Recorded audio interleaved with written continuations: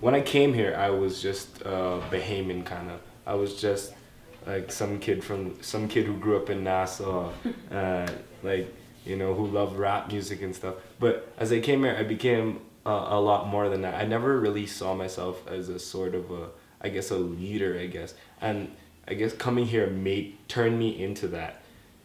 Being here for a year, and it made me identify with more than just the Bahamas. It made me identify with the entire Caribbean. So yeah, it just made me identify with so many more cultures that kind of were a part of me I just didn't know. Back home, I never thought I would never identify myself as Nepal. Like, I would never think of that, you know. Mm-hmm. I was a normal human being in my country, but then after I came here, I think there are some aspects that make you just realize that you are from a different country, because people are so different from who you are. People value different things than what you value. And so I feel like the feeling of being from some country even becomes stronger when you are like exposed to a place with people from so many different places. Mm-hmm. Not that you are not close to them. Of course, I have close friends from so many different countries, but just being different becomes very visible to you, I think. Yeah. How about you?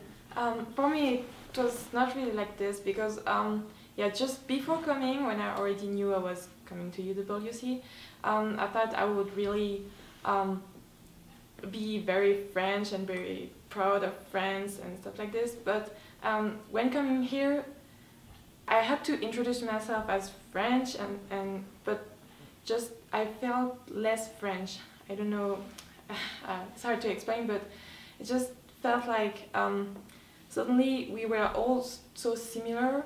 Here everybody speaks English, we are all doing the same classes, and we just are so similar from each other, and I just don't feel French anymore. The struggle for me coming here was, as I got here, like my pride was a really big thing. I was a really prideful guy, and that coupled with me feeling that I wasn't what everybody thinks of as a typical UWC student. And it took me a long time to get over that thinking that there is a typical UWC student. To me, there's no such thing as a typical UWC student, because as we even come towards being so similar, we have very different ways of enacting how we see the mission and enacting what we take from here and taking it back to our home countries. Maybe it's not always about me, and maybe I do fit in with these people. Yeah, for me, like when I arrived, I just thought it would be a summer camp. Like it was all on the website. It looked like it would be just fun activities and sport and all this thing we do after school. But I forgot that it was also a school, and we had to learn and work, and the IB is not that easy. So I had to right when we finished the first week, we had to start classes. It was kind of hard for me at the beginning, but then I got used to it, and I would say I really like it now. UWC, I mean. Sometimes feel like you don't have enough time to do everything. Yeah, definitely. I guess for me, again, it's very different. I come from a very conservative background, a very conservative culture back home in Nepal. And so like I came to this place and it's so different. People are so open. There's such a free culture.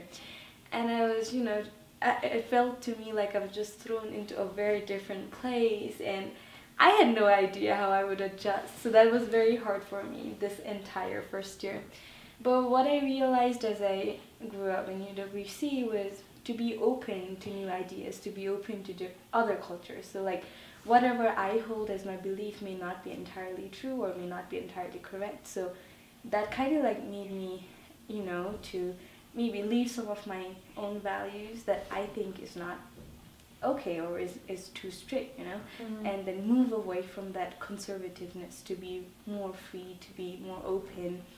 And I think that is definitely a huge, but at the same time, a very good change that I felt. Yeah. You realize that you're not always right, and what you think is correct is not always the case. That's an interesting point, because a lot of people around the world tend to see conflict as like a really bad thing, you know, that you shouldn't get into conflict. And what I love about being here, and it's a challenge and it's a blessing, is that you get into conflict, you know, and you learn a lot from it.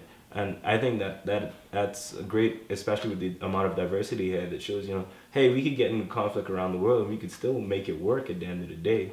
You know, you can get heated, just make sure it works. A big part of our mission statement, or to live that mission statement, is to be open to new ideas, to accept other cultures, to learn about other cultures, because that's what UWC is for, right? Like to have so many people from different countries for a great purpose later. I come from a country where the mission statement is something I believe is really needed. You know, like we need peace internally, and we need to be sustainable as we move forward and become a larger country that becomes to interact with the world. And so my plan is to take a lot of the values and things that I've learned here, and after I finished my tertiary education, to go home and like be able to help people, like be able to show people how to resolve conflict peacefully, to be able to show people that, you know, we don't need to depend on everybody else to be able to sustain ourselves. And that's a really good point, because I realized after coming here how much difference an individual can make if he or she wants to tell that to people, or like try to make them understand how much a person can make a difference, and what we can do as a group, as an individual, to give that back to the community and live the mission.